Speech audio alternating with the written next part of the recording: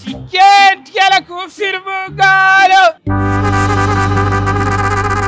పాత ఇన్ఫా సామాన్కు పాటల పుస్తకాలు 2 బుగ్గలు బేడా నీకు బుగ్గలా ఊదనీకే దమ్మే లేదు నీకు బుగ్గలు ఏం చేసుకుంటావు ఇంట్లో మా మనవాడికి ఆడి భక్తు బలం ఉన్నది వాడు ఉత్తాడు ఉత్తరా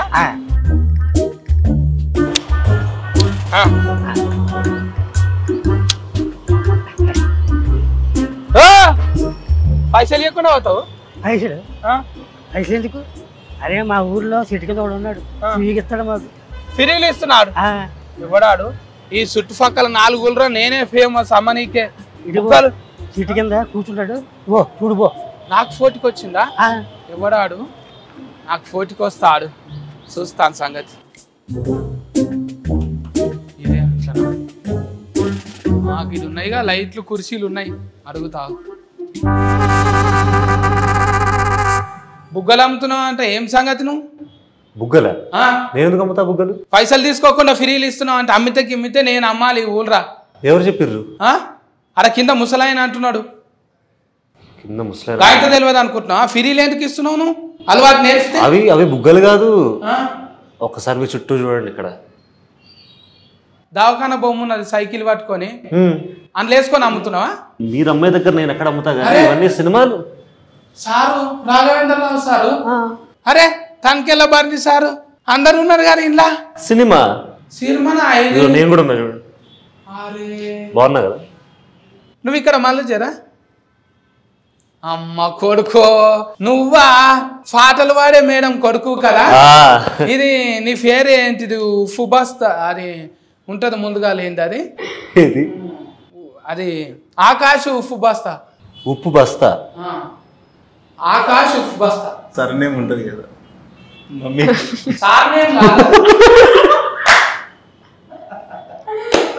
నాకు ఇంతసేపు పట్టింది అవును ఉప్పు బస్తా ఏం పేరు చెప్పు నువ్వు చెప్పు ఆకాశ్ ఉప్పు బస్తా మంచిగా చెప్పు మళ్ళా అమ్మ చూసింది అనుకో ఫెయిల్ అవుతుంది ఆయన ఉపద్రష్ట అది నాకు ఒత్తులు కాగునింతాలు రావు కానీ బస్తా చేశారు దాన్ని చూసినావా అయితే ముద్దుగిడ కూర్చురు నేను ఆయనతో డౌటింగ్ కొట్టింది నాకు నేను బుగ్గలమ్ముడు సిక్కేంటికి లేక ఇంట్లోనే అనుకున్న సినిమాలనా అయితే హీరోయిన్ కదా ఏమే అవును చూసిన అందులో పోస్టరింగ్ లో మంచిగా కొట్టినావు నీ పేరు బాగానా ఇంకేందో కొనక్కున్నదా నీకు కూడా ఉప్పు బస్తా లేక ఏమన్నది ఏం పందిరి వాళ్ళ పందిరా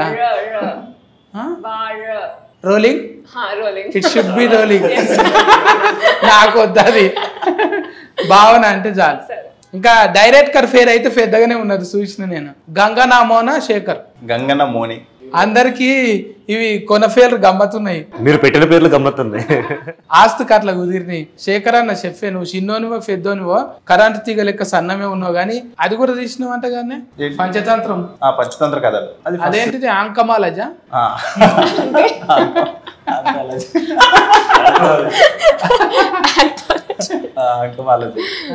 అది 5 కథలది అందులోకెళ్ళి ఆంకమాలజీకి బుగ్గలాలజీకి ఎందుకు వచ్చినావు మరి సినిమా చూస్తే తెలుస్తుంది ఏంది బుగ్గల కథ ఏందని అంటే సినిమా చూసినాకనే క్లైమాక్స్ లో చూసుకోమంటావు క్లైమాక్స్ దాకా అవసరం లేదు ఇంట్రొడక్షన్ గిన్ని గానం నెత్తి మీద ఎట్లా వేసుకున్నావే ఎన్ని గానం ఒకటి కెమెరా వేసుకున్నావు డైరీ స్కానింగ్ వేసుకున్నావు ఇంకోటి రచన వేసుకున్నావు ఒక్క యాక్టింగ్ వదిలేసారు అంటే అన్నింటి మీద అనేది నాకేం అవగాహన లేదు ఒక సినిమాకి ఏం కావాలనేది ఒక కథకి ఏం కావాలనేది చేసుకుంటూ వెళ్ళినాం అంతే తప్పితే ఇన్ని డిపార్ట్మెంట్లు అన్ని చేసేంత లేదనుకోండి బట్ ఈ కథకి అవి చేసుకోవాల్సి వచ్చింది అంతే బుగ్గలమ్ముడు అంటే ఇప్పటి కథ కాదు అది 96లో జరిగింది మన కొల్లాపూర్ నంద్యాల మధ్య నువ్వు ఏ మోడల్ మరి 88 మోడల్ 88 అవును అంటే చిన్న పిల్ల కానీ నేను 88 లో చూసి మళ్ళీ 96 కు కథ తీసినావు అంటే 10 ఏళ్ళకే తీసేసి ఇంకా మీరైతే ఆల్రెడీగా యాస్కెనింగ్ మీద ఫట్ ఉన్నదంట కదా మీకు నాకేం అర్థం అవ్వట్లేదు నేను ఏమన్నా యాస్కెనింగ్ మీద గ్రిఫ్ ఉన్నది యాక్టింగ్ మీద గ్రిప్ ఉన్నది ఆ గ్రిఫ్ తోని చెప్తుంటివా ఆల్రెడీ ఇది నేను చేసేసిన ఇది నాకు పెద్ద కథ కాదు రోజు సెట్ మీదకి రావడం ఇది నేను ముందు చేశాను సార్ లేదు అంటే కెమెరా ముందు ఎక్స్పీరియన్స్ తక్కువ నేను థియేటర్ ఎక్కువ చేశాను సో చాలా నేర్చుకున్నాను మీకు అంటే ఆ స్టేజీల మీద అంటే గట్టిగా ఒలుతారు కదా కరెక్ట్ ఒలుతుంటే డైరెక్టర్ అన్నాడా కొంచెం కూల్ గా మాట్లాడాలి చెప్పారు యాక్చువల్లీ రిహర్సల్ అప్పుడు వర్క్ షాప్ చేస్తున్నప్పుడు చెప్పారు అంత కూడా మాకు అక్కర్లేదని డబ్బింగ్ లో చూసుకోవచ్చు.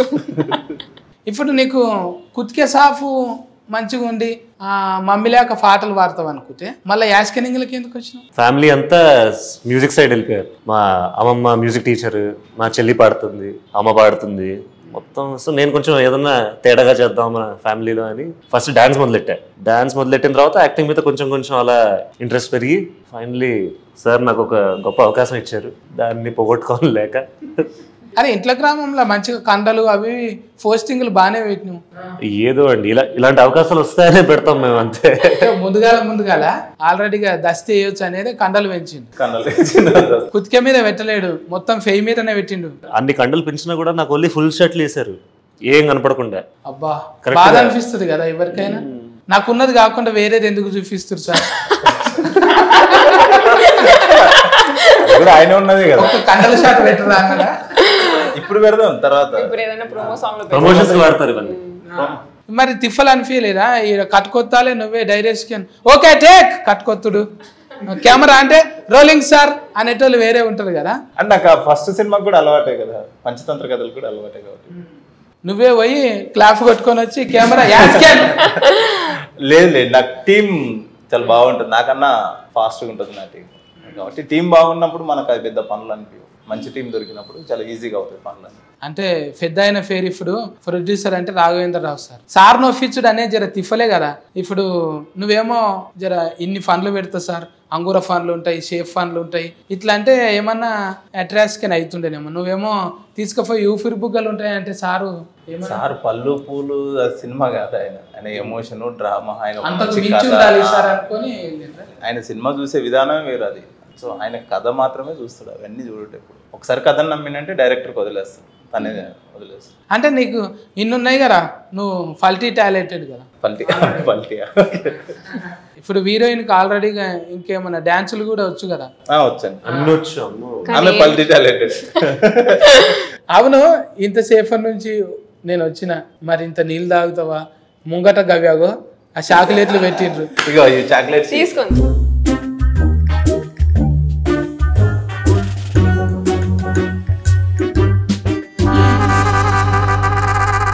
కెమెరా బంద్ చేయండి అన్న.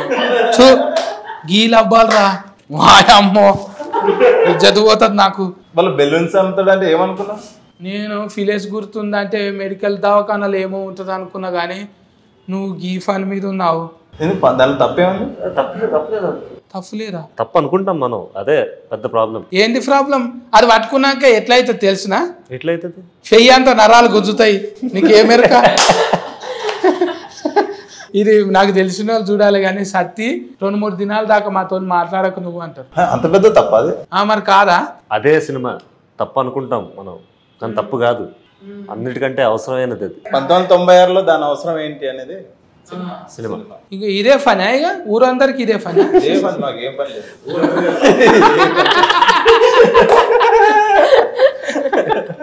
నువ్వు ఏం బుగ్గలు నువ్వు అమ్మేది? నేను ఊపిరి బుగ్గలు. నీదేమో ఆడుకునేది, ఇది వాడుకునేది. అమ్మా అంటే ఇవి ఒక్కోసారి లొల్లి అవుతుండే పోరగాళ్ళు వీటల్లా బోరింగ్ కాడ నీళ్ళు నింపుకొని మస్తు తన్నులు తింటుంటే చెప్పకూడదు, కానీ బోరింగ్ కాడ నీళ్ళు.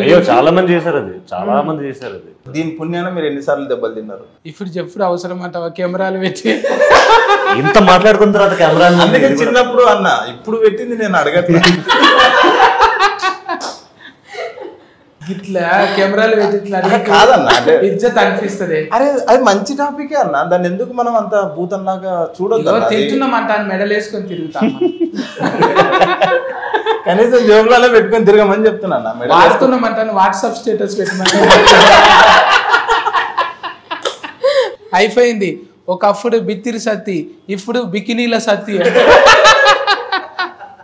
ఎథిక్స్కు అది ఇది అనేటోళ్ళు కొంచెం ఉంటారు, కానీ అసొంటోళ్ళను మరి విమర్శలు కూడా వస్తాయి కదా కొన్ని అన్న. వస్తాయి, నేను అదే అంటున్నా. సినిమా చూసిన తర్వాత దానిలో ఏం తప్పేం లేదు. ఇప్పుడు అంత పెద్ద అయినా ఇలాంటి సినిమా ఒప్పుకున్నాడంటే అర్థం చేసుకుని ఇంకా చాలా గొప్ప విషయం మాకు కూడా. ఇంత నమ్మి ఎందుకంటే ఎప్పుడు సినిమా అంటే ఏదో ఒక టైంలో మాత్రమే మనం ఏదైనా ఒక కమర్షియల్ ఆస్పెక్ట్ లో ఒక సోషల్ గా మనం ఏదైనా జనాలకు ఏదైనా చెప్పాల్సిన టైం వస్తుంది. కొన్ని కథలకే ఉంటుంది, అన్ని కథలు చెప్పడానికి ఉండవు. సో అలాంటి కమర్షియల్ కథతో మాకు చెప్పే అవకాశం వచ్చిన స్క్రిప్ట్ అనమాట. సో అందుకే సార్ కూడా చాలా మంచి స్క్రిప్ట్ అని యాక్సెప్ట్ చేశారు. ఇంకా నువ్వు సిగ్గు పడలేదా మరి? నీకు సిగ్గు అనిపించలేదా? లేదు సార్. కష్టం సార్, అది ఎక్స్పెక్ట్ చేయండి. వద్దు అమ్మకని చెప్పాను కానీ వినలేదు.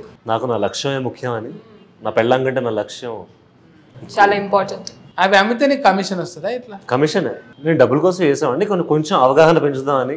ఆ రోగం ఏంటి, అప్పుడు పరిస్థితులు ఏంటి, ఎందుకంటే అప్పుడు ఎవరికి అవగాహన లేదు, ఎవరికి ఆ మైండ్ సెట్ లేదు.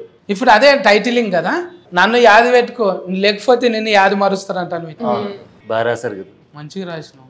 డబ్బా మీద బోర్డు వేసుకొని తిరుగుతున్నాను. ఇప్పుడు సంబంధాలు అంటే ఎవరు చూస్తలేరు కదా, టూక్ వాడతారు ఎక్కువ. అంటే సక్రమానికి వాడాలి. అంటే నాకు తెలిసినంత వరకు పెద్ద రోగం అంటారు కదా, అప్పుడు ఇది ఇట్లా అనలేకపోతున్నారు. ఎయిడ్స్ అంటాను. ఎయిడ్స్ అంటే ఓయమ్మో, ఎయిడ్స్ అంటే అన్ని తీసుకుపోయి ఆడ అలగబెట్టాలి అన్నట్టు ఉంటుండే. అని గాలి వాడితేనో లేకుంటే ఆయన ఇట్లా మాట్లాడితేనో తుఫిల్లు వాడితేనో వస్తుంది అంటాను అంటుంది. అవిటి మీద నేను కూడా తిరిగినాం. అప్పుడు పాటలు కూడా రాసి పాడినాం అనమాట. ఎయిడ్స్ భూతం లేచింది బిడ్డ ఫారా హుషారు, రోగాల కోరల్ని సాచింది బిడ్డ లేదా కంగారు, యాది మరిసి నువ్వు ఇట్లున్నావంటే నాకెందుకంటూ ఊకున్నావంటే, రోగం వచ్చి ఫీల్చి ఫిఫ్ఫి చేసి నాకు ఒరిగేది ఏముంది మొత్తుకున్నా గాని, ఎయిడ్స్ భూతం లేచింది బిడ్డ ఫారా హుషారు, రోగాల కోరల్ని సాచింది బిడ్డ లేదా కంగారు. మళ్ళీ అందులోనే మందులేని రోగం ఒకటి దాఫురించరన్న, ఆ మహమ్మారి పేరు ఎయిడ్స్ రోగం అంటారన్న, ఒక్ర బుద్ధి వ్యభిచారం వలలో నా జిక్కుకుంటే, ఒడ్డుకున్న చేపగతి గడ్డు కాలం వచ్చురన్న అంటాను. ఇట్లా పాటలు ముద్దుగా. సూపర్. సేమ్ ఇది ఈ టాలెంట్ కూడా ఉందా? ఫల్టీ టాలెంటెడ్ అసలు మొత్తం ఫల్టీ అంతా ఇక్కడే ఉంది. ఫల్టీలు వేసి ఏ లొంకర పోయినాయి అన్న. నాకు అక్కడ దిక్కు చూడబుద్ధి అవుతలేదు, అవి తీసేయరా. ఈ ఫీలింగ్ తీసేయాలనే మా సినిమా వస్తుంది. ఈ ఇంటర్వ్యూ అయిపోయేలోపు మీరు జాబ్ వేసుకొని పోయేలా. మన ఇంటర్వ్యూ కూడా మాఫటీలు వస్తుందా? మాఫటీ అంటే ఇది సమరం గారి ప్రోగ్రామ్ కాదన్నా, డైలీ వస్తుంది. రాత్రిపూట అందరూ అనుకున్నాక వస్తుంది ఆ ప్రోగ్రామ్. ఇది నాకు ఏదో కొంచెం డౌటింగ్ కొడుతున్నా. నువ్వు అమ్మకు చెప్పినవా లేకపోతే నీ అంతలు నువ్వే ఇట్లా చేస్తున్నావా సినిమాలు? అయ్యో, అమ్మకు తెలియకుండా నేను ఏం చేయను, అన్ని అమ్మకు చెప్పే చేస్తాను. నేను అడిగొస్తే ఎందుకైనా మంచిది. అంటే నువ్వు డైరెక్టర్ అంటే రాఘవేంద్రరావు సార్ని అడుగుతా, మళ్ళా సునీత మేడంను కూడా అడుగుతా. ఏమని అడుగుతా అంటే ఇసొంటి నౌకరీ ఉన్న దాంట్లో ఫస్ట్ ఎందుకు పెట్టినామంట అని అడుగుతా. మీరు ఈయన ఉన్నాడు ఎక్కడ ఒక్కని. ఎప్పుడైతే ఆకాష్ నాకు యాక్టింగ్ అంటే చాలా ఇష్టం అని చెప్పాడు, ఒక్క క్షణం నేను కూడా కంగారు పడ్డాను. మనం పాడితే గిడితే పాటలు పాడాలి కానీ ఇదేందిరా యాష్. లేదు,